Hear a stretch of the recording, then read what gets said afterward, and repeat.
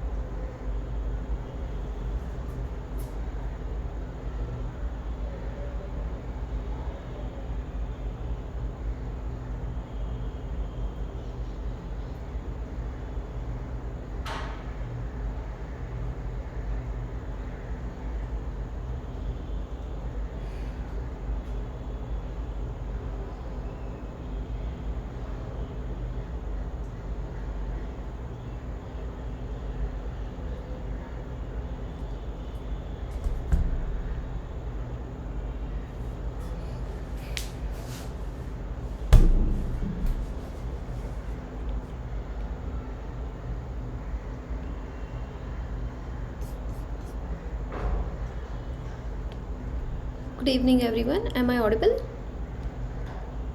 Yes, ma'am. Yeah, thank you. So, let me just share my screen.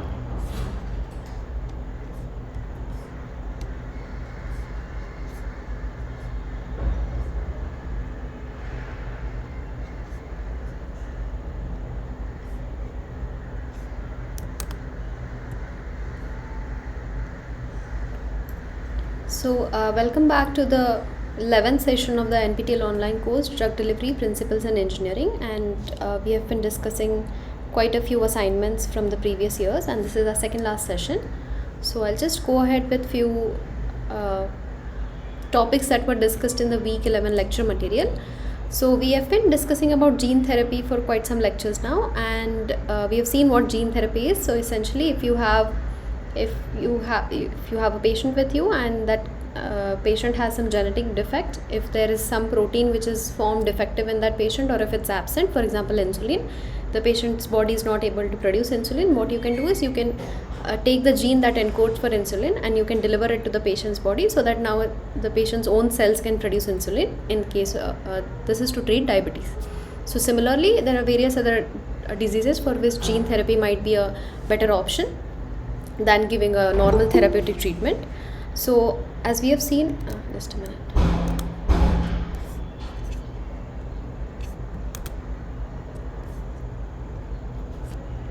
Yeah, so we have seen that if you want to deliver gene, you can't just take a piece of gene and then deliver it into your body, because there'll be a lot of barriers to this successful gene delivery treatment. Because once you deliver gene, so there are a lot of serum enzymes present in a body. For example, there are a lot of nucleases which will act upon the DNA and they'll cut the nucleotide strand, so your DNA won't be effective anymore.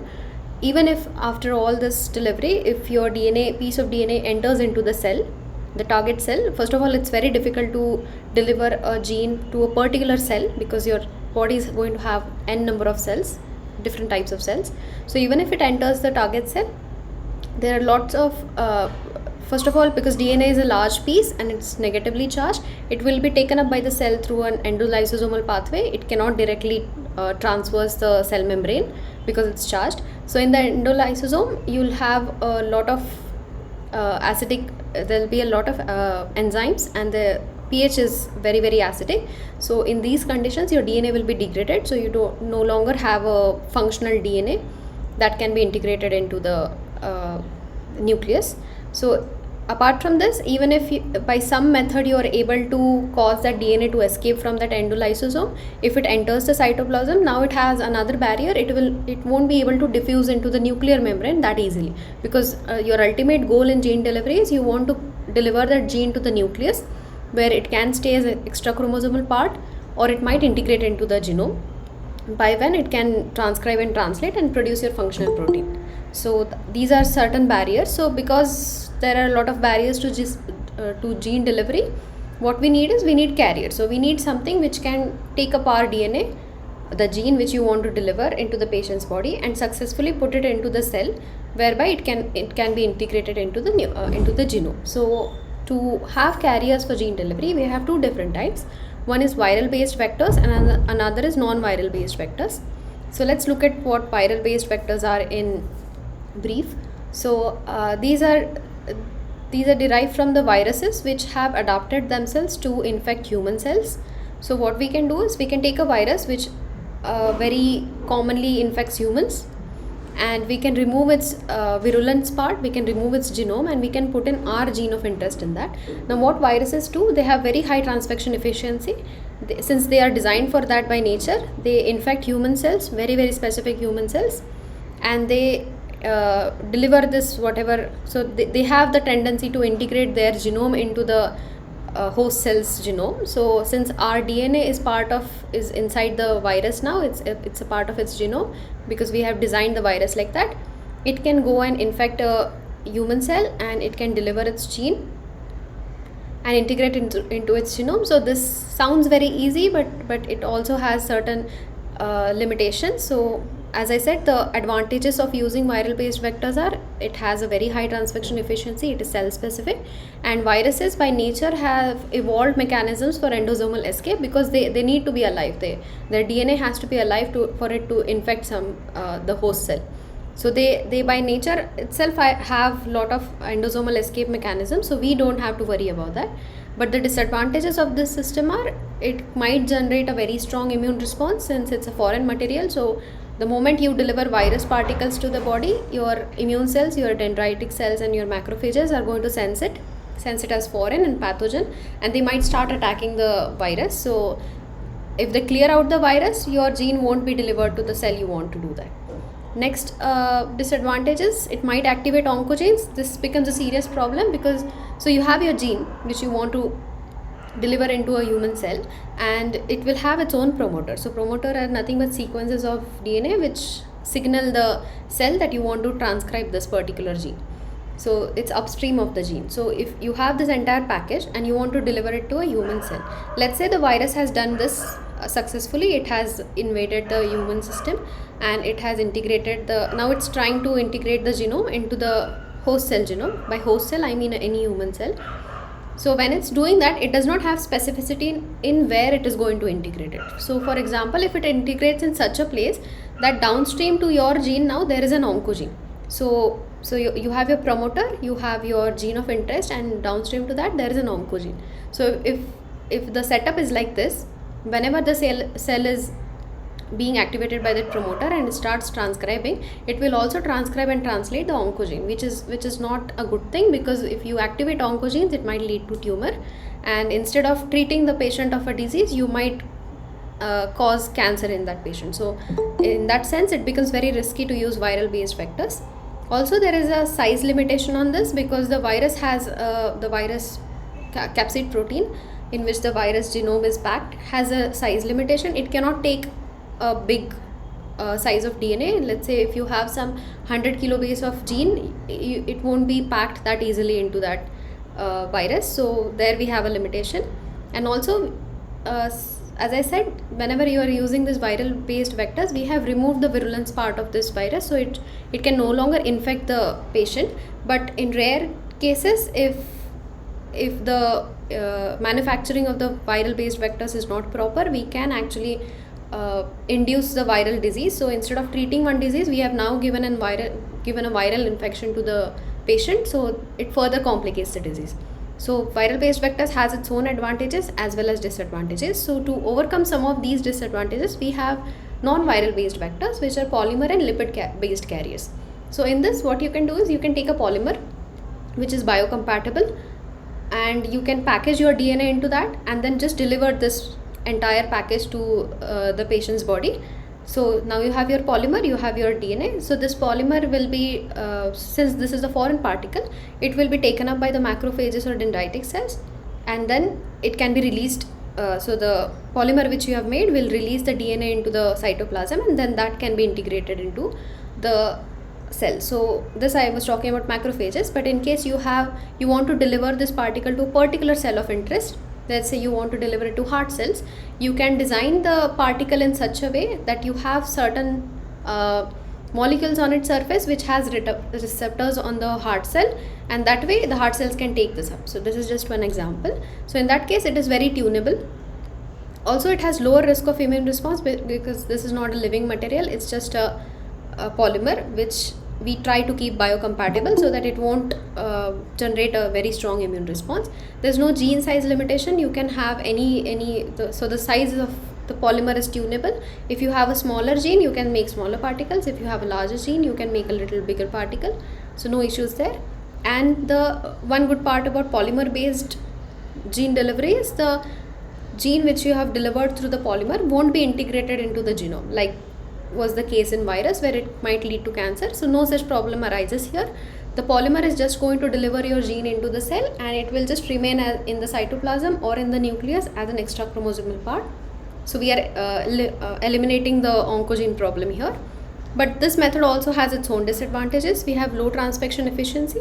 For example, if your virus based vector is giving you 50% transfection efficiency, compared to that your polymer will give you only 1 or 2%, which is very, very less. So to increase that, what we can do is we can increase the amount of polymer particles which we are giving, but then this might lead to toxicity. So whenever we are choosing a polymer, we choose it so that it's biocompatible, but if you increase the number of doses, or if you increase the concentration, it might become toxic. And also they don't have any innate endosomal escape mechanism, which we saw in the case of viruses. So we have to design the particles in such a way that they are able to escape that endosome, not get degraded in the lysosome, and then deliver the gene into the cytoplasm. So these are few advantages and disadvantages of both the methods.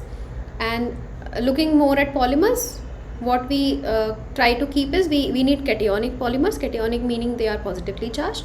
Why we are doing this? Because since our DNA is a negatively charged molecule, it will have a very good binding with your positively charged polymers. It will form a very good complex, and then it is easier to deliver.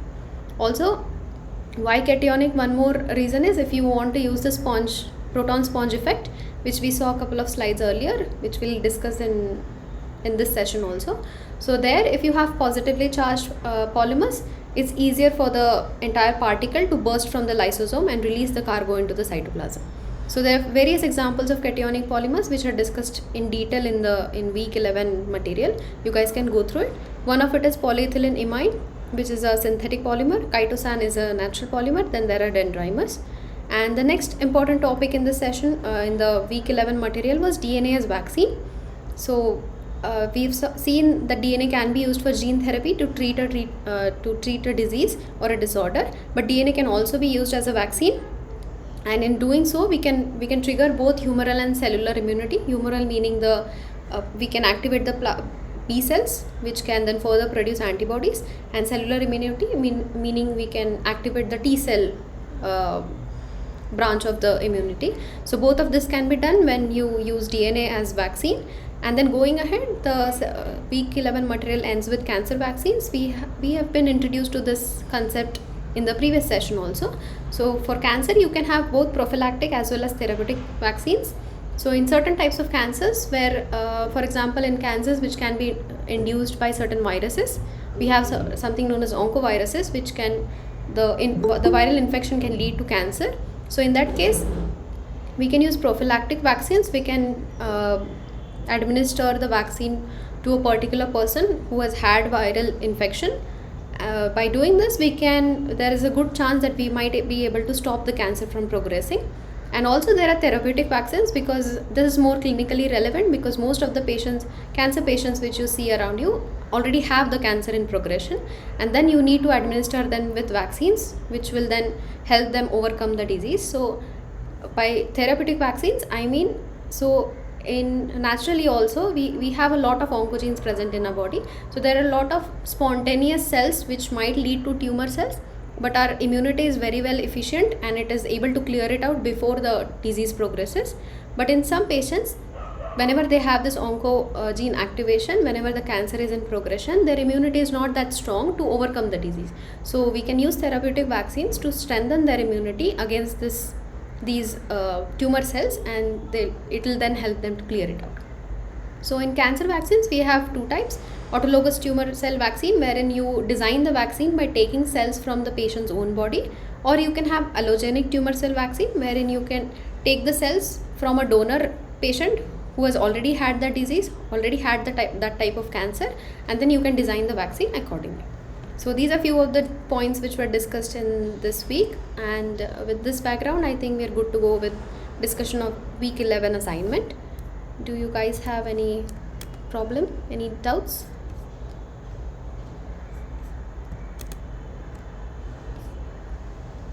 If not, I'll move ahead with the assignment then. So I hope you guys can see the questions displayed on the screen. Let me know if anybody is not able to see this. So the first question, select the correct option with regard to vaccines for cancer. And I have the answer already displayed here. So let me just edit this for a while. Give me 5 minutes.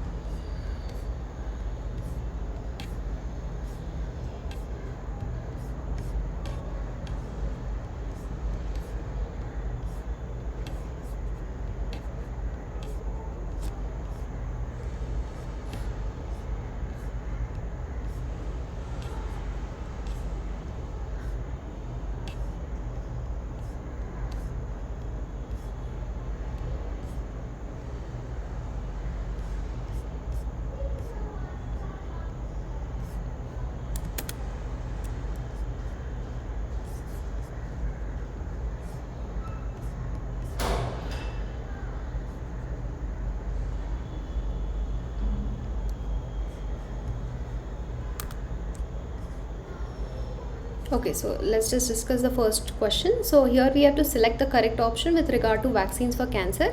And if you look at the options one by one, the first is they have to be therapeutic, as prophylactic cancer vaccines are unsafe and cause tumors, which is right in some cases, but they don't necessarily have to be therapeutic. We can design prophylactic cancers carefully, so that option becomes invalid for this answer. Then these vaccines are agents that can recognize and attack tumor cells, which is not the case. They are not actually going to attack tumor cells, they are just going to strengthen your immunity, which can then, the immune cells can then attack the tumor cells. So this option is also wrong. Next, you have, by isolating cells from autologous tumor tissue, a wide range of antigens can be presented, which is actually correct. So what this means is, suppose there's a patient who is already suffering from cancer. What you can do is you can take these tumor cells, you can isolate these cells, lyse them, and this will then lyse the complete cell, and then you'll have a lot of proteins in these in this entire protein mesh that you have after lysing the cells. There will be some antigens which are very specific to these tumor cells. So we want immunity to be generated against these antigens. So once you have that entire pool of proteins, you can then put in some adjuvants. If you guys remember, these are molecules which further stimulate your immune system. So you need adjuvants to strengthen the immune system. So what you can do, you take tumor cells, you lyse them, and then you add some adjuvants, and then you can deliver this entire range of proteins as antigens. So what you can do in this, you will have so most of these, let's say there are 100 proteins in that cell, so at least 4 or 5 proteins from these 100 cells might be antigens which are very specific to tumor cells. So if you inject your patient with these proteins along with the adjuvants, the patient's body will consider this as a foreign material, and they will then attack the immune they will then launch an immune attack against these tumor cells, which will then have these antigens present. So the option which goes by isolating cells from autologous tumor tissue, a wide range of antigens can be presented, is correct. Next is, adjuvants are not required for tumor vaccine, which is not the case. You need adjuvants because your cell has to differentiate between self antigen and the tumor antigen. So your adjuvants actually help in that. Next is, cancer vaccines are used for training neutrophils to attack the cancer tissue, thereby annihilating them. No, cancer vaccines are not used for training neutrophils. Neutrophils are a part of innate immunity. Vaccines are essentially used to train the adaptive immunity, which is the B cells and T cells. Is this making sense? You guys can let me know if there is a doubt, so I can stop and we can go over the question again. If not, I'll move towards the next question. So next question is, therapeutic, this is just fill in the blanks. Therapeutic cancer vaccines are a type of active what, with the aim to produce a blank immune response to tumor antigens or tumor associated antigens that are able to the third blank, cancer cells. So if you guys know the answer, you guys can volunteer. If not, we'll discuss.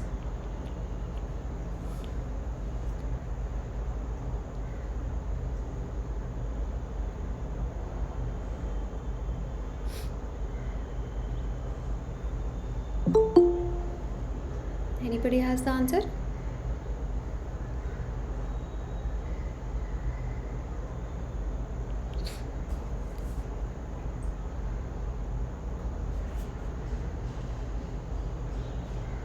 Maybe second option, ma'am. Second is, okay, immunotherapy, specific and destroy. Yeah, you're correct. That's the right option. So therapeutic cancer vaccines are a type of active immunotherapy. Immunotherapy meaning you take your own cells and convert them into therapeutic cells, and that's what immunotherapy is, with the aim to produce a specific immune response to tumor antigens. So we don't want a immune response against all the antigens that are present on all the cells in the body. We are designing therapeutic cancer vaccines against specific tumor antigens that are able to destroy cancer cells. We don't want them to proliferate. So the correct option is immunotherapy, specific and destroy. Clear?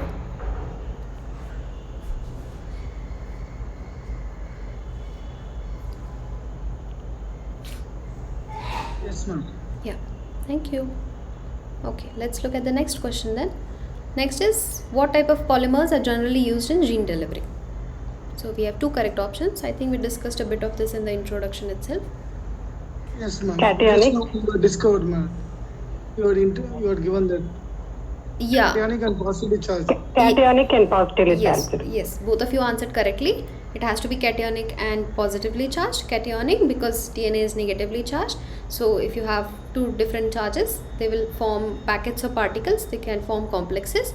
And then if you there's one more advantage with cationic polymers, because if you have positively charged complexes, it's easier to modify them by attaching targeting ligands, because since you want these polymers to deliver DNA to specific cells, what you can do is, since there are positively charged molecules present on the surface, we have very well established chemistries by which we can modify the molecules and attach them with ligands, which can then target the entire complex towards specific cells.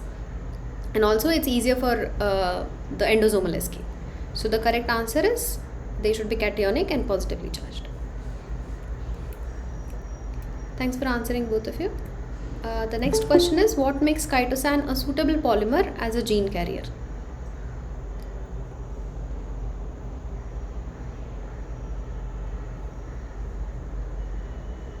Again, two options correct.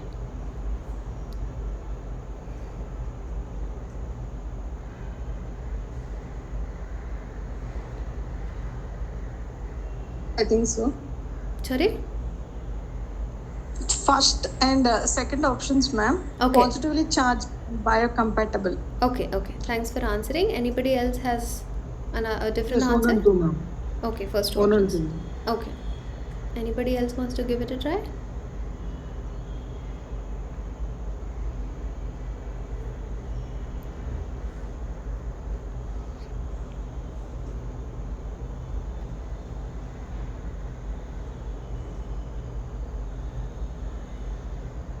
Okay, yeah, so both of you are correct. It should be positively it's a suitable polymer because it's positively charged and biocompatible. So chitosan is actually a natural polymer. It's available as a natural polysaccharide, and that's the reason it's not that immunogenic as a synthetic polymer might be. And of course it's positively charged, so it's easier to form this complex with DNA. So yeah, that's the correct answer. Is anybody okay? Aishi, you want me to repeat the third answer, is it? Okay, let me go back to third answer. Yeah, so the third question was, what type of polymers are generally used in gene delivery, and the answer was cationic and positively charged. Do you want me to explain it further? No, ma'am, we understood. Yeah, okay. I don't know, somebody named Aishi is trying to. Okay, I'll anyways be repeating the questions once again at the end for people who have joined late, so maybe we can visit this again. Yeah, so the next question is, which of the following polymers are not commonly used for gene delivery? This information is just there in the slide, so. PVC, ma'am. Polyarginine and PEI. Okay. Any other answer? Thanks for answering. Only PVC, ma'am. Last Okay, option. PVC. Yeah, the question is, which are not commonly used?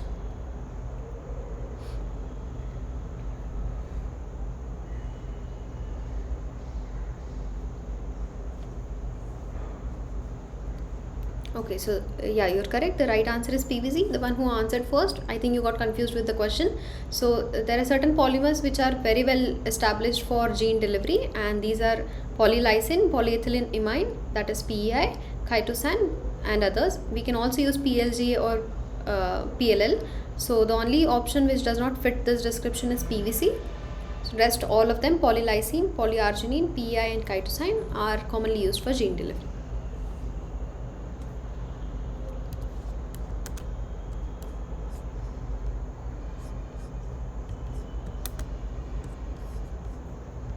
Okay, then let's look at the next question. Next is, which of the following is false for allogenic tumor cell vaccines? And these are your options. Let me know if you guys have a guess.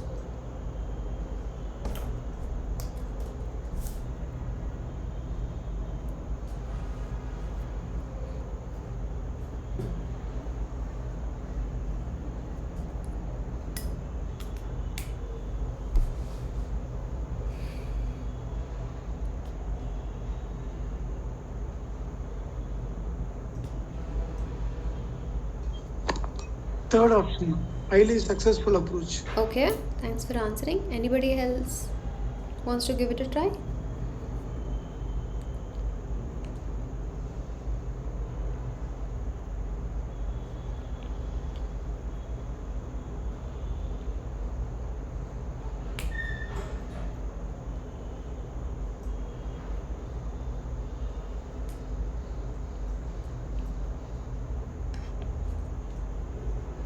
No? Okay. Yeah, you're correct. The right option is highly successful approach, which is actually false for allogenic tumor cell vaccines. So as I said, allogenic tumor cells are, we take cells from patients who are already suffering from a particular type of tumor, and by this we can actually establish a human tumor cell line. So HeLa cells is one of the example, wherein somebody who was suffering from a particular cancer, we have isolated cells from that particular patient, and then we have been maintaining this cell line for a long time now. So this is one of the advantages. Actually, you have established cell lines, and it has a limitless source and very cost effective, because since it's made in the cells are allowed to keep on repeating for replicating for a very long time. So there is a limitless source. You don't have to actually go back to the same patient, since you already have the cells available with you. That makes it a little cost effective. But there might be a risk of autoimmunity, since these cells are, even though they are from a different patient, that's still a human cell, and it will still be foreign. So your body can mount an immune response against this, and it may not be effective at all, because so there are different reasons why the particular patient might be suffering from cancer, and the cells which you have taken from a donor patient, in that particular person the cancer might be because of a different reason, and in the patient which you are trying to cure of cancer, there the reason to cause that cancer might be totally different. So the antigens which are present in the donor's body may not be present in the tumor cell of the patient's body. So this approach might not be effective at all. So that's why it's not a very highly successful approach, but it's just one of the methods which we can try out to design tumor cell vaccines. So in this case, the autologous makes more sense, because the patient will then definitely have those antigens present in the tumor cells. Is this making sense? Yes, ma'am. Yeah. Anybody has any doubt here? Thank you. What is the meaning of cell line studies, madam? Cell lines are, so let's say, so in my PhD project I work on macrophage cell lines. So whenever I want to perform experiments on macrophages, I need to have macrophages, these cells with me. So what I can do is, there are specific cell lines. Cell line meaning you have these macrophage cell lines and allow it to replicate. So a lot of manufacturers, this is a very commercial approach. They already have these cells with them, and so these cells are frozen at in liquid nitrogen, which is at minus 196 degrees Celsius, where they won't have any activity. They are just stored there, and then I buy these cells from the particular manufacturer, and then in my own lab I can thaw them, and I can keep on maintaining these cells. So this is nothing but a human cell which has been allowed to replicate for a long time, and then we can use these for experiments. So this is applicable for in vivo studies, otherwise it is applicable for formulation purpose also. So all of these cell lines are for in vitro studies.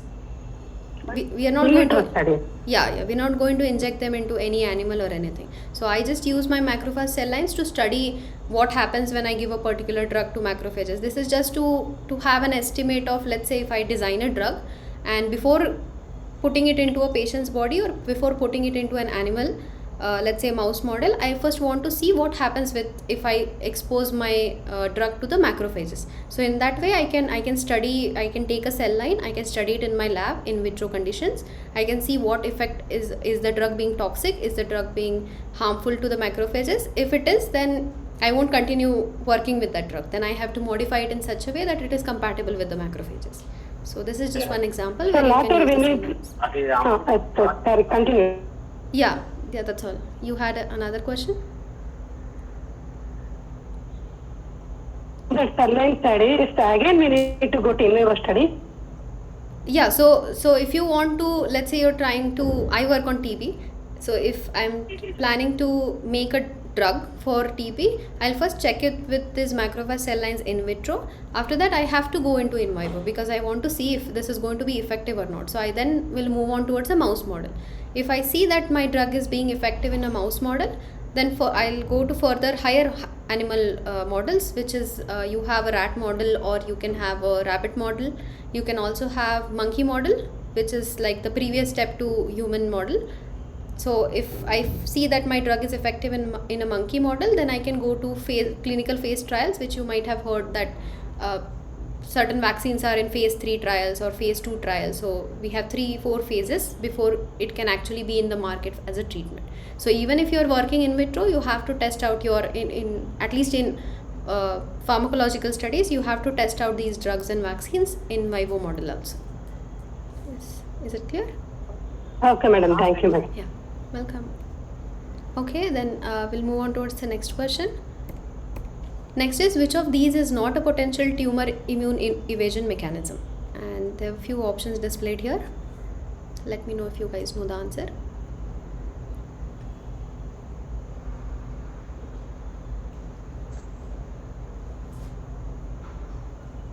Madam, Yes.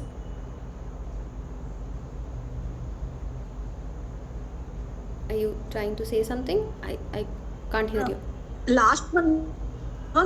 last option, upregulation of antigen processing. Okay, that could be a potential answer. Thanks for answering. We'll wait if anybody else has a response before we discuss. Okay, welcome. Yeah, thank you. Anyone else wants to give it a try?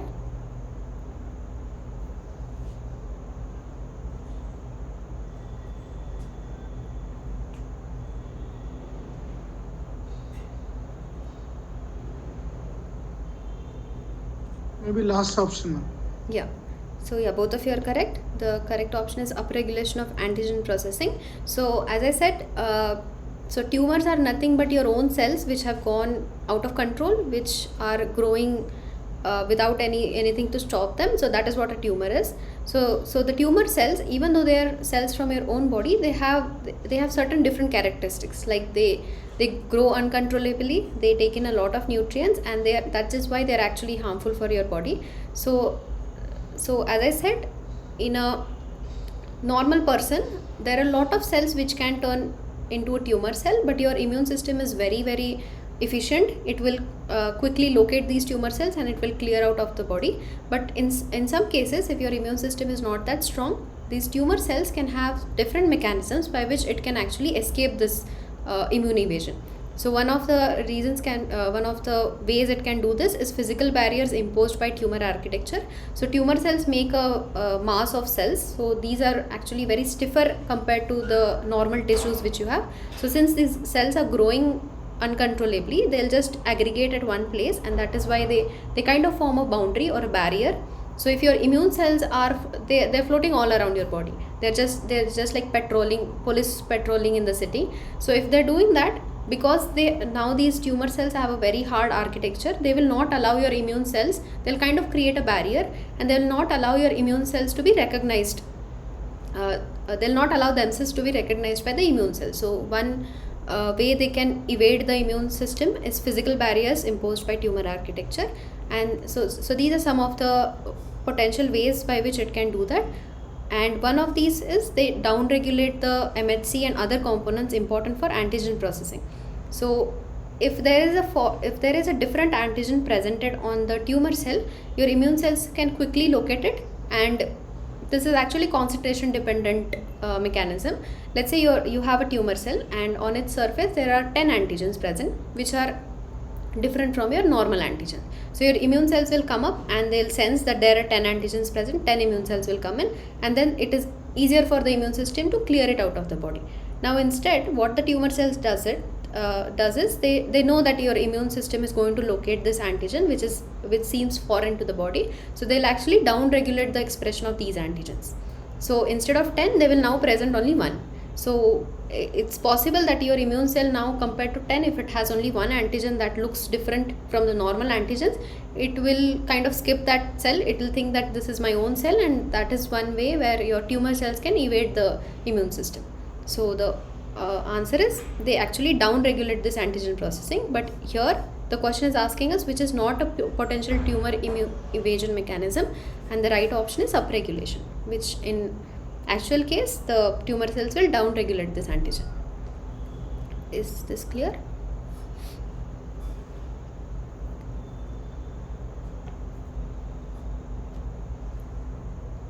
Yes, ma'am. Yeah, thank you. Let's look at the next question then. Next is, what are not the objectives of gene therapy? And you have two correct options. Let me know if you guys have a response.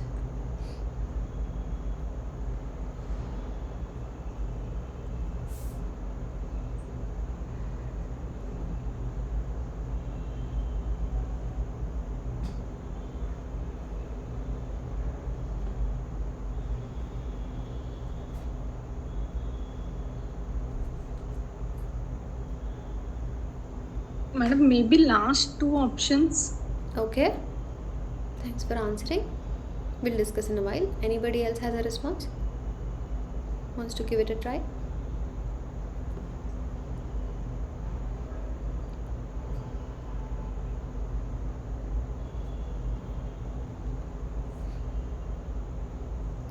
Yes, ma'am. Last two options, ma'am. Okay.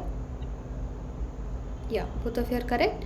The right answer is these are not the objectives of gene therapy. So gene therapy is mostly used to replace a missing or defective gene. If the patient is not having, for example, let's say the gene for insulin, then we can deliver the right gene for insulin, or if it's a defective gene, we can replace that. Additionally, we can repair a non-functional or malfunctional gene. For example, the patient is having the gene, but it is not actually producing the protein which it wants to, or it is producing a defective protein. In that case also gene delivery can be used. It can be used to produce a therapeutic protein that helps to treat the disease, and we can also vaccinate the patient against an infection. Gene therapy can also be used for that. The only things for which gene therapy is not used is cleave healthy genes already present to generate haploid cells. No, that's not the objective. And cause dysfunction at a cellular level. Again, that's not the objective of gene therapy. Gene therapy is mostly used to cure a patient of a disease. Clear? Yes, ma'am. Thank you. Then next question is, what property of the polymer causes proton sponge effect? We have looked at proton sponge effect in quite a bit of detail in first 2-3 sessions, I guess. Anybody knows the answer?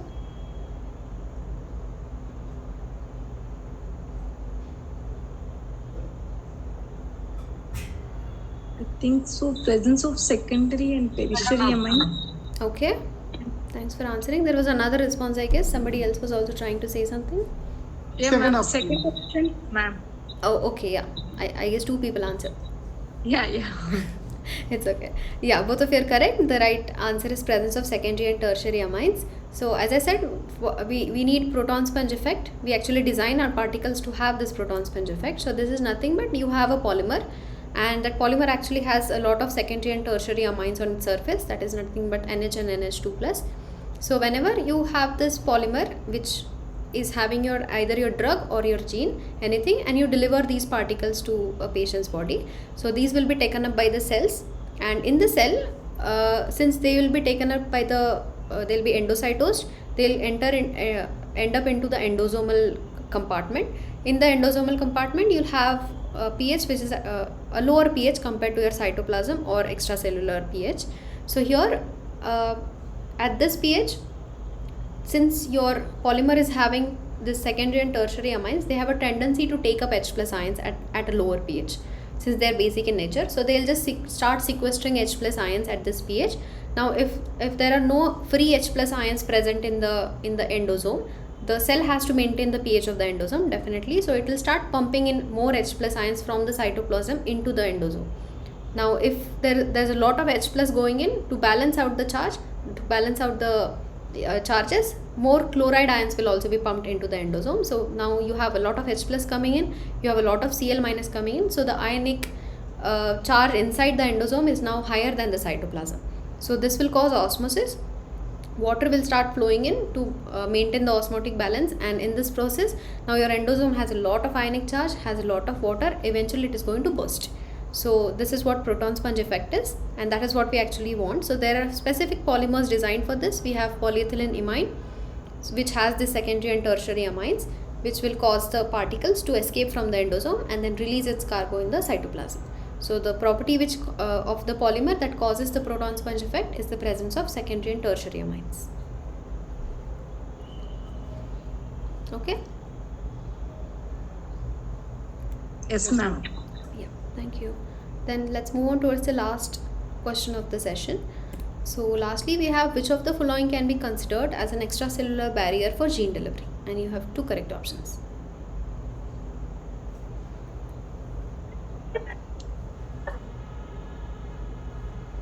Anybody trying to answer? Degradation of DNA in plasma. Degradation of DNA in plasma. Okay, third option.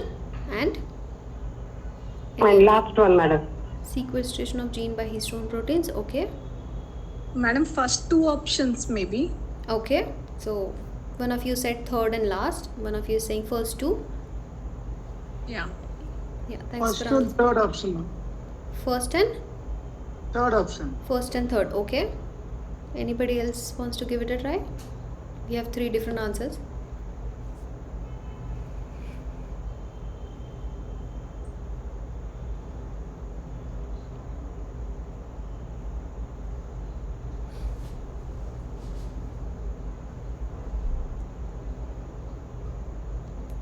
Okay, no more responses. So let's look at the right answer. The correct answer is first option and third option. So first, because inhibition by so for gene delivery, we have divided the barriers into two types: extracellular and intracellular barriers.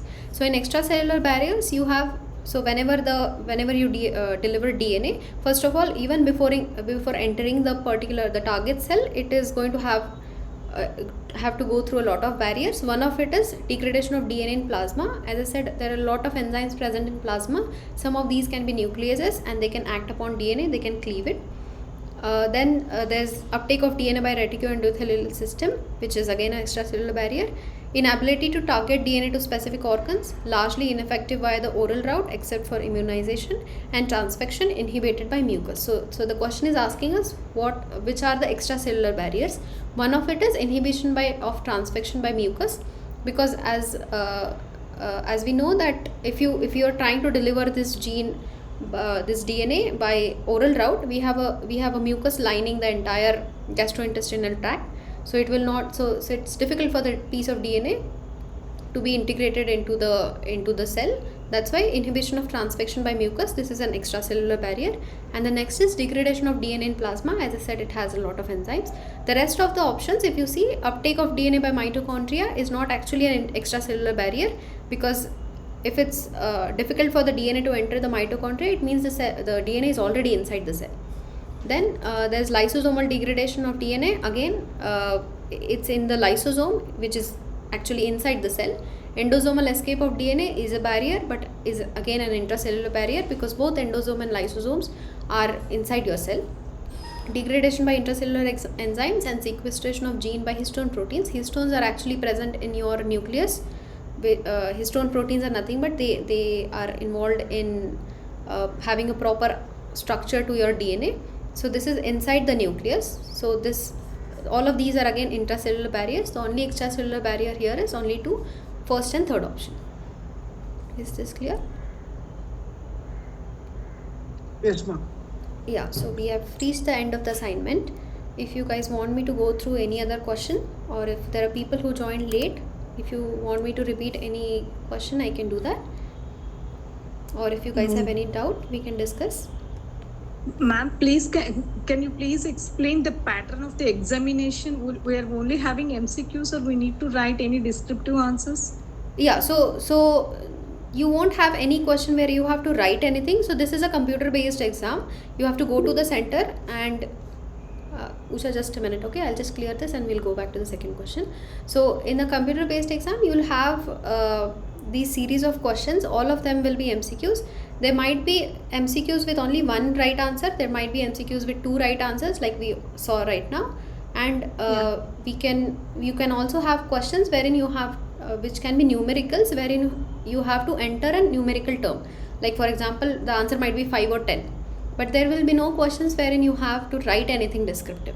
So this will be on computer. You have to go to the center. You will be given a particular computer, each one person, and then the questions will be displayed. You just have to correct, like select the correct options. And for numericals, you have to enter the value. That's all. Thank you, ma'am. Yeah, welcome.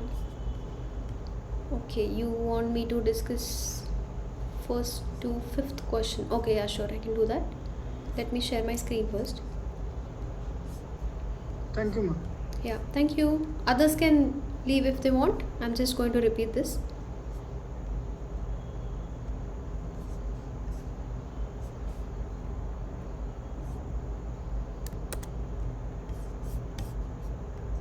Okay, I'll just go quickly through the first to fifth question. So the first question was select the correct option with regard to vaccines for cancer. The right option was by isolating cells from autologous tumor tissue, a wide range of antigens can be presenting. Rest all are actually false options. The first is they have to be therapeutic, is not necessary. You can also have prophylactic cancer vaccines. These vaccines are agents that recognize and attack tumor cells, which is not the case. Vaccines are not actually going to attack tumor cells. They are going to strengthen the immune cells to then attack the tumor cells. Adjuvants are not required for tumor vaccines. No, they are very much required to strengthen the immune system. And then cancer vaccines are used for training neutrophils. No, they are actually used for training the adaptive branch of immunity, which is the B and T cells, and not the neutrophils. So the correct option is by isolating cells from autologous tumor tissue, a wide range of antigens can be presented. The second question was therapeutic cancer vaccines. This is the fill in the blanks, and this is the sequence. Therapeutic cancer vaccines are a type of active immunotherapy with the aim to produce a specific immune response to tumor antigen or tumor associated antigens that are able to then destroy the cancer cells. So here immunotherapy, because you can take your own cells and design a therapy for it, and we need a specific immune response. We don't want the immune response against all the antigens that are present. We want it to be specific to tumor antigens, and which will then be able to destroy the cancer cells. We don't want the cancer cells to proliferate. So that's why this is the correct option. Next was what type of polymers are generally used in gene delivery. The correct answer was cationic and positively charged, because since your DNA is negatively charged, you want cationic and positively charged polymers so that they can form a good complex with the gene, and then it will be easier for delivery. So the correct option was cationic and positively charged. Next question was what makes chitosan a suitable polymer as a gene carrier. Two correct options, which are positively charged, as I just explained, and it is biocompatible, because chitosan is a natural polymer, so the immune response generated against chitosan is not that strong. So these two properties actually make chitosan a very good polymer for gene carrier. And fifth question was which of the following polymers are not commonly used for gene delivery. The answer was PVC. Everything else is actually commonly used. Polylysine, polyarginine, polyethylene imide, that is PAI, and chitosan are routinely used. PVC is not something that is used for gene delivery. Is this clear?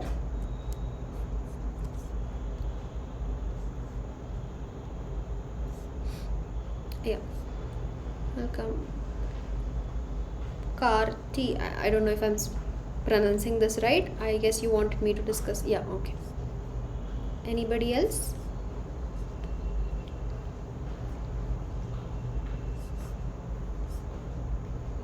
Okay, if not, I'll stop the meeting. Thanks for joining. See you guys next week.